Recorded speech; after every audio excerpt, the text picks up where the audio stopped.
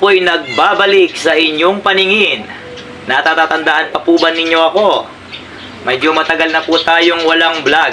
Ngayon po, meron po akong isi-share sa inyo tungkol po sa motor.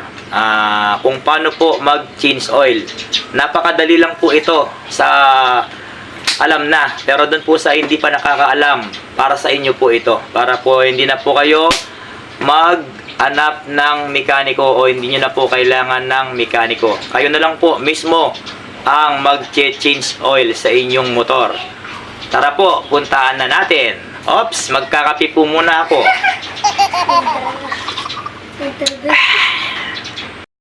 At dito kapatid, no, ito yung ating i-change oil.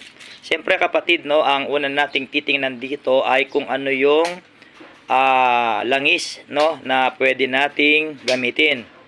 Bago tayo mag-change oil kapatid, no, ihanda na natin yung langis. Tingnan natin sa kanyang upuan kapatid, no, kung ano yung nakalagay na langis na pwede nating gamitin, no.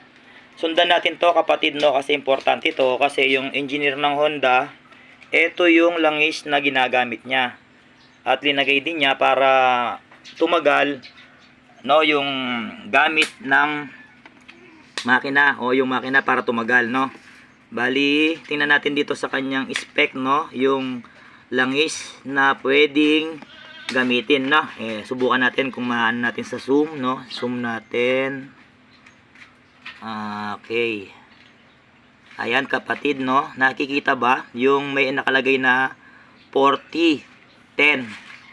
Yung kanyang SAE 40. Tapos meron siyang 10W 30. Yan mga kapatid, no. Yan yung mga pwede nating gamiting langis, no. Yung langis naman niyang kapatid, no, yung sinasabi niya 4010. Yan, pwede yan. Tapos 10W30. Yan, pwede yan. Bali, ibig sabihin diyan kapatid, no, dalawang klaseng langis yan, hindi isang langis yan. 1030. Ganyan yung kanyang SAE. Bisa naman 40 at saka 10, no. Ayan, yan yung kapatid, no, yung kailangan nating langis para ma-change oil natin, no, ang motor na ito. Bali, ito kapatid ay click, no, click ang motor. Okay. Dito naman kapatid, no, ito yung gagamitin nating langis. Para sa akin lang kapatid, no, kasi nakalagay dito yung kailangan natin Ayan, 10W30. Wala kasing available na 1040. Kaya ito na lang 10W30 ang gagamitin natin. Ganyan din naman ang nakalagay doon sa kanyang spec doon sa upuan. Pang scooter kapatid, no, yung langis, no. Bali hindi tayo sponsor niyan kapatid, no. Yan lang kasi ang available natin na langis. Hindi ko natin sinasabing yan ang gamitin ninyo. Kung ano lang yung available doon sa inyo na 10W30. Yan kasi yung CA nya. Minsan naman 40. Okay lang din yan. Nakalagay naman sa spec ng Honda yan. Ng click, no. Okay, lagay na natin kapatid, no. Ito kapatid, no, tatanggalin na natin, no, yung kanyang bolt sa ilalim, no. Bali dito tayo magtatanggal kapatid, no, yung mga hindi pa alam, no, kung paano tanggalin o kung alin yung tatanggalin. At dito naman, no, sa pagtanggal ng tornilyo, yung ikot niya kung paano counter, no, counter clockwise ang ikot. Meron kasing tao na hindi alam ang ibig sabihin ng counter clockwise. Share ko kung paano ang ibig sabihin ng counter, no. Imagine natin ito ay relo. Isipin natin ito ay relo, no. Bali ang seconds nung relo, yung sa bahay, yung sa wall, no, ang seconds nun pag ganun gumaganon. Ganon. Yan, ganon. Yan ang tinatawag na clockwise, no? Yung seconds niya gumagalaw, pumipintig pag ganon. Yan, no? Yun yung tinatawag na clockwise. Ang pagtanggal nito, kapatid, no, counter. no, counter. Ang ibig sabihin namang counter, kapatid, no, sa pagkakalam ko ay pabaligtad, no, o pasalangsang. Ganun naman, kapatid, no, pag ganon. Ha? Pag ganon, mga kapatid, no. Ganun, counterclockwise, kapatid, no, yung ikot, no, para hindi malos trade yung ating tornilyo, no. Okay. Eto, kapatid, no, nakahanda na yung ating ratchet, no. Bali yung tornilyong tatanggalin mo, kapatid, no, ay matatagpuan natin yan dito, no, dito sa may kanyang radiator, no. Radiator yan. Tapos ito yung kanyang butso, no, kapatid, no. Ito yung tatanggalin nating bolt, no, yung matatagpuan dito sa, dali lang, kapatid, no, masyado mababa yung motor natin. Ito, kapatid, oh, yung sana makita sa video, no, maano natin ng ano, kita ba nasaan yun? Ayan. Aray ko, mahirap. Ayan, kapatid, oh, yan yung bolt, kapatid, no, na tatanggalin natin, no, para matanggal yung langis, no, na nasa loob ng makina. Yan yung tatanggalin natin, no. Kita ba? Yan. Ito siya, kapatid, oh. Butso. Ito yung butso niya. Ito lang yung tornilyo, no. Yan, no.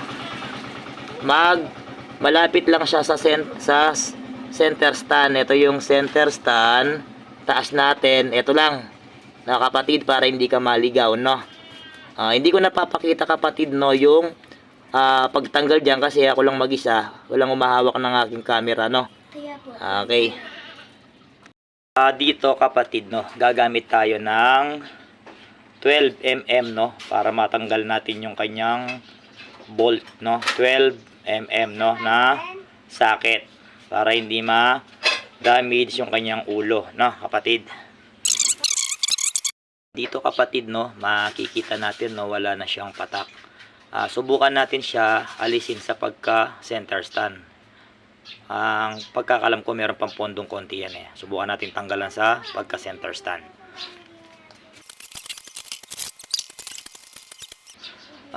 Yung hindi mabibigat yung center stand, pwede nyo siyang tanggalan sa pagka center stand para yung natitira pang langis sa loob ay mailabas ninyo, kapatid, no.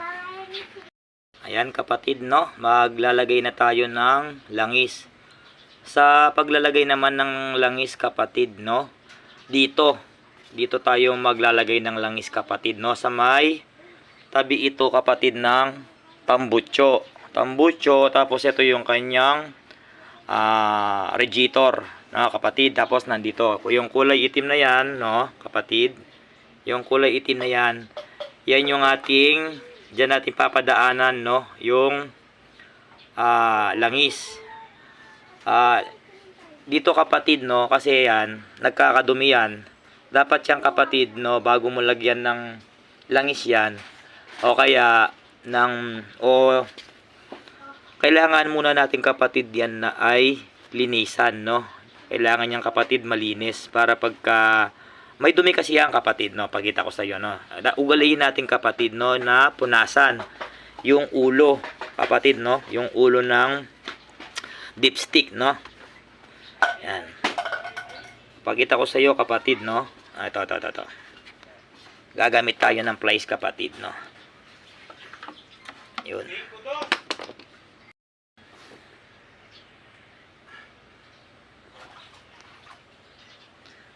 Ayan, kapatid, no.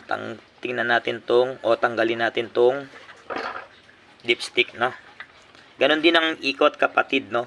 Pagpatanggal, counter, no, kapatid, no. Counter ang ikot. Ayan, kapatid, oh. Kita ba? Madumi yung, ito, kapatid, oh. Ito yung sinasabi ko. Ayan. Dapat, kapatid, tanggalin muna natin yan, no, para hindi pumasok, no, sa loob ng makina yan. Dapat tanggalin natin yan. Sikapin natin na hindi mapunta yan, kapatid, no, sa loob, no.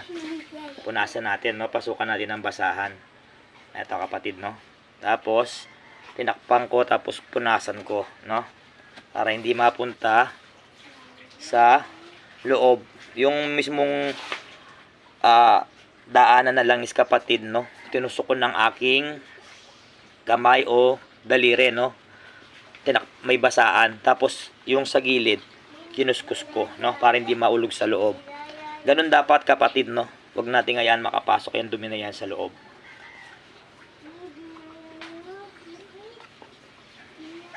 Meron pa.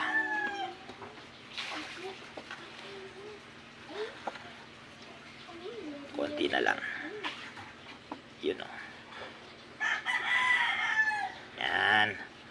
Yan tayo maglalagay kapatid, no, ng langis, no. Tapos dito kapatid, no, para maipasok natin yung langis kapatid sa wall o butas ng engine, hindi pwedeng gamitin kapatid, no, itong budo. Ayun, kapatid, oh, bumabangga dito sa may radiator cap. Yan, oh, yung sa may takip pala, cover pala. Yan, oh, hindi siya pa nakakatuloy sa baba, oh, kapatid, oh. Matatapon lang yung langis kapatid, no. Pero i-share ko sa inyo kapatid yung pinagbabawal na technique kapatid, no. Ito lang siya kapatid, no. Tinanggal ko yung kanyang ayan, oh, tips, yung ano, ayan, oh, para sa ano to, sa gear oil to. Ngayon yung takip nito, dati sarado to, binutasan ko yan. Yan, ito kapatid, no, magsasalin tayo dito ng langis. Sasalin natin dito. Tapos ito yung gagamitin nating pinakabudo o para makapaglagay tayo ng langis kapatid, no. Yan na natin ng konti. Yeah, yan. Magsasalin ako kapatid ng langis dito, no. Ito kapatid, no, ganito yung gawin natin, no, o gawin nyo pala. Ayan, o.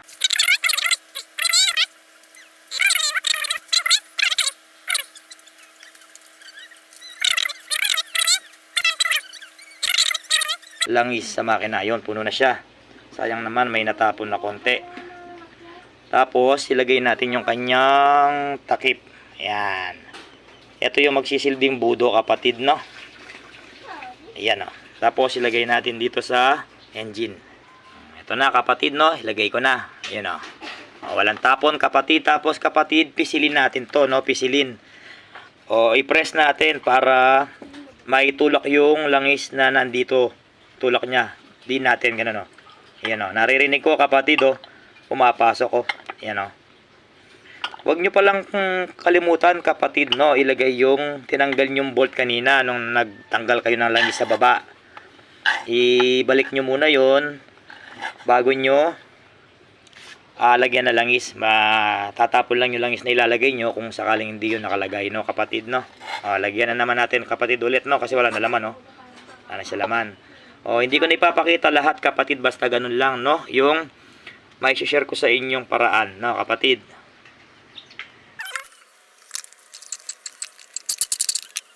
Ayun kapatid, no, nailagay na natin lahat yung langis. Balik na natin kapatid, no, yung kanyang dipstick. Sa dipstick pala kapatid, no, dapat meron tayo ring alam kung hanggang saan lang dapat yung langis. Pero eksaktong 1 liter yan kapatid, no, yung linagay natin, no. Tapos sa dipstick kapatid, no, makikita natin itong kanyang parang may guhit, no, magalaw. Paano ba? Ayun, no, may makikita ka dyan na flat siya, no, flat, tapos meron siyang guhit-guhit. Kung hanggang saan lang kapatid, no, yung flat niyan tsaka yung guhit na yan, hanggang doon lang kapatid, no, yung langis, no. Eto, hanggang dito lang yan kapatid, kung saan lang yung flat, no. Tingnan natin kapatid, no, kung sobra ba yung 1 litro dyan o sakto lang. Tingnan natin, no.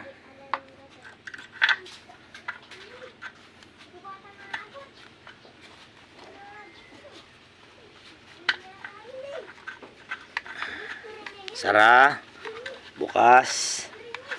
Tingnan natin kapatid kung hanggang saan yung langis.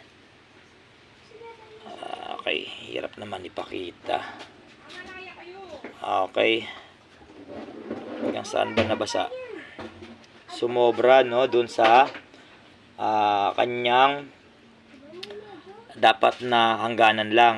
Ang nangyari kasi kapatid, no, kalalagay lang nito, pwedeng umistock siya, no? Kasi 1 liter naman talaga ang ano nito. Pero pagka sa umaga kapatid, no, pagka umandar na yan sa umaga, check nyo dapat kapatid, no. Hanggang dito lang yung langis niyan. Hanggang dito lang dapat, no, hindi lampas, no. Okay. Yan nga kapatid, no, natapos na natin yung ating pag-change oil kapatid. Sa ibang araw kapatid, no, i-share ko naman sa inyo kapatid, no, yung sa gear oil, no, kung paano mag-change oil ng gear oil. Click at saka Yamaha, i-share ko sa inyo kapatid kung paano mag-change oil ng gear oil. So yun lang kapatid, no, maraming salamat sa panonood. At syempre kapatid, no, wag mo naman kalimutang mag-subscribe kapatid, no, at i-like ang video na to. Sana kapatid nakatulong sa inyo kahit ano lang siya, basic, no.